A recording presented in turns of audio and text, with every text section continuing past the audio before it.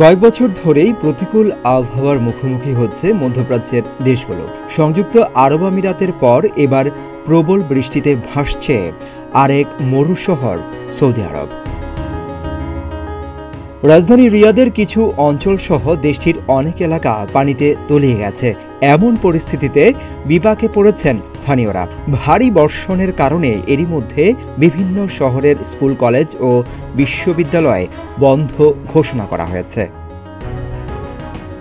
দেশটির আবহাওয়া অধিদপ্তর বলছে, শনিবার থেকে রাজধানী রিয়াদ সহ বিভিন্ন অঞ্চলে ভারী বৃষ্টিপাত অব্যাহত আছে।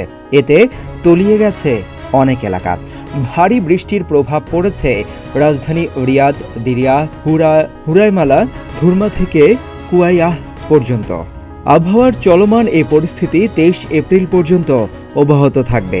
এই সময় দেশটির বিভিন্ন অঞ্চলে মাঝারি থেকে ভারী ও শিলাবৃষ্টি হবে বলে সতর্কতা জারি করা হয়েছে।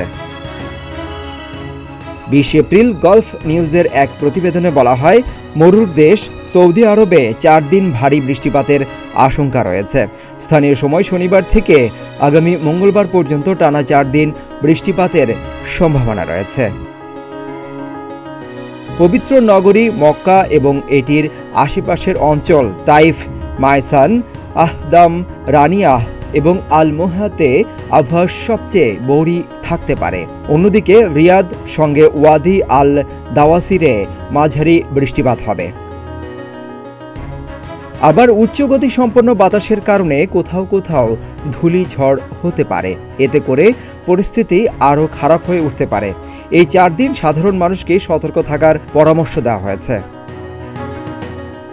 এর আগে গেল সপ্তাহের ভয়াবহ বন্যার কবলে পড়ে সংযুক্ত আরব আমিরাত।